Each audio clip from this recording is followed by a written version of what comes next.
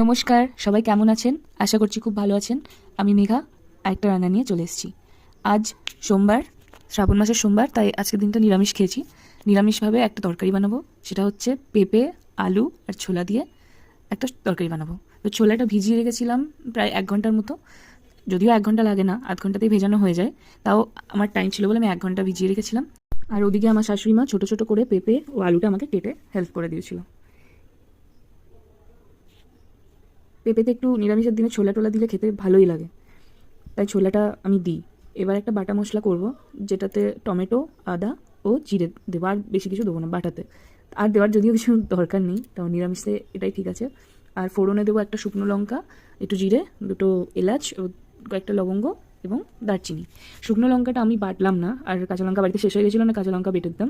বাটলাম না, তার কারণ শুকনো লঙ্কা খেলে সবারই একটু পেটে জ্বালা পোড়া হয়, তো বাটা খেলে তো ফোড়নে দিয়ে জাস্ট ফ্লেভারের জন্য ফোড়নে দিলাম। সেটাকে আবার ভাজতে ভাজতে তুলেও ফেলে দেবো, তাতে ঝালটাও হলো না, আবার ফ্লেভারটাও এলো। আমি এভাবে যদি কিছু না করি, তো ফ্লেভারের জন্য আমি শুকনো লঙ্কা এইভাবে দিই, আবার ফেলে দিই।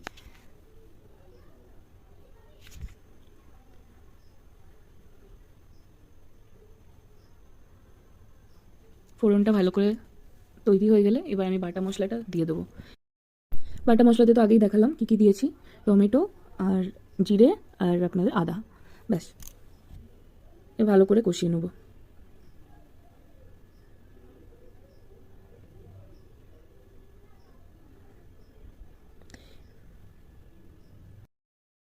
এবার একের পর এক গুঁড়ো মশলাগুলো দিয়ে দেবো, যেমন হলুদ গুঁড়ো, জিরে গুঁড়ো আর একটু ধনে গুঁড়ো। জিরে গুঁড়োটা আমি বাটা দিয়েছি, তাও একটুখানি দিলাম, টেস্টে ভালো লাগে। আর নিরামিষ রান্না একটু মিষ্টি না দিলে হয় না, যদিও আমি খুবই কম মিষ্টি দিয়েছি।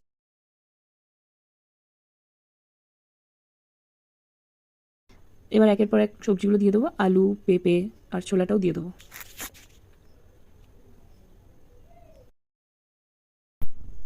এবার সবগুলোকে ভালো করে মিশিয়ে আর একটু পরিমাণ মতো নুন দেবো, তারপরে জল দিয়ে সেদ্ধ করতে দিয়ে দেবো। সেদ্ধ হতে বেশিক্ষণ লাগবে না, খুব বেশি হলে 15 মিনিটের মধ্যে পুরো রান্না কমপ্লিট হয়ে যাবে। 15 মিনিটও লাগবে না। জল দিলাম, এবার পরিমাণ মতো নুন, এবার একটু ঢাকা দিয়ে দিলাম। এবার ঢাকা যখন খুললাম, তখন খানিকটা এরম দেখতে হয়েছে, কিন্তু এত জল জলে রাখলে তো হবে না, রুটি দিয়ে খাওয়া হবে। তাই একটু জলটা যাতে মরে যায়, তার জন্য একটু টান টান ভাব আসে, সেই জন্য একটু গ্যাসের উপর চাপিয়ে রাখবো। সেদ্ধ হয়েই গেছে, দেখতে পাচ্ছেন। এবার একটু জলটা মরে গেলেই নামিয়ে নেবো। তৈরি হয়ে গেছে আমাদের নিরামিষের দিনে পেঁপে আলু ছোলা দিয়ে তরকারি। দেখে কেমন হয়েছে অবশ্যই কমেন্ট করবেন, কীরকম লাগছে দেখতে। থ্যাংক ইউ সো মাচ এতক্ষণ ভিডিওটা আমার সাথে ধৈর্য ধরে দেখার জন্য। আর ভালো লাগলে প্লিজ লাইক করে দেবেন আর চ্যানেলটা সাবস্ক্রাইব করে দেবেন। থ্যাংক ইউ, ভালো